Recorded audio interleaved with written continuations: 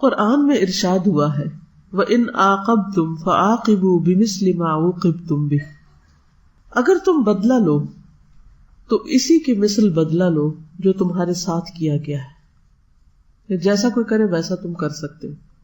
سورۃ النحل۔ یہاں الفاظ بظاہر عام ہیں، مگر اس کا یہ مطلب لینا سراسر غلط ہوگا کہ کوئی شخص آپ کو گالی دے تو آپ بھی اس کے جواب میں اس کو اسی طرح گالی دینے لگے۔ یہاں اگرچہ کوئی شرط مذکور نہیں، مگر وہ یہاں مفہوم یعنی انڈرسٹوڈ ہے۔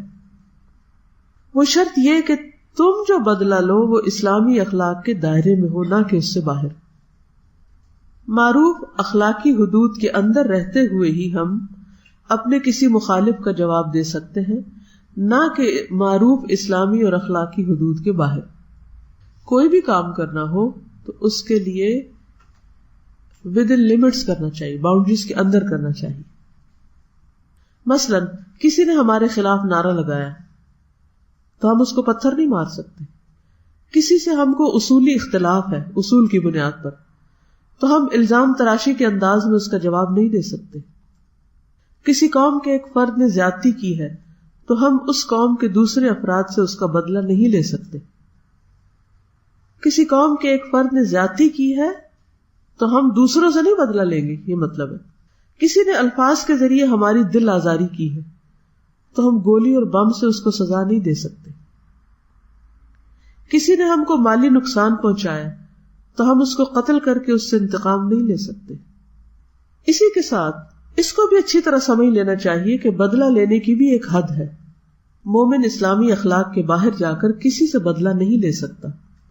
مثلا کوئی گالی دے تو وہ اس کو گالی نہیں دے گا، کوئی الزام تراشی کرے تو اس کے جواب میں الزام تراشی نہیں کرے گا، کوئی شخص کمینہ پن کا انداز اختیار کرے تو وہ اس کے لیے کمینہ نہیں بن جائے گا۔ مثلا کوئی اگر آپ کے چینگے اتار رہا ہے تو آپ بھی کیا کریں گے؟ چینگے اتارنے کا مطلب آتا ہے نقلیں اتارنا۔ ایسے مواقع پر مومن کو بدلہ لینے کی بجائے اعراض کرنا ہے۔ مومن اسلامی اخلاق کے دائرے میں بدلہ لے سکتا ہے، مگر معاملہ اسلامی اخلاق کے دائرے کے باہر کا ہو تو وہ خود صبر کرے گا اور معاملہ کو خدا کے حوالے کر کے خاموش ہو جائے گا۔ برابر کا بدلہ لینا اسلام میں جائز ہے، مگر بدلہ لینا اتنا نازک کام ہے کہ جو شخص خدا سے ڈرتا ہو وہ اس کو زیادہ محفوظ طریقہ سمجھے گا کہ بدلہ لینے کی بجائے اس کو معاف کر دے۔ جب تک کوئی زیادتی کرتا ہے تو ہم مظلوم ہوتے ہیں، لیکن جب ہم برابر کے بدلے سے زیادہ کر لیتے تو ہم ظالم بن جاتے۔ کیا تم نہیں چاہتے کہ اللہ تم کو معاف کر دے؟ تو تمہیں بھی کیا کرنا چاہیے؟ دوسروں کو معاف کر دینا چاہیے۔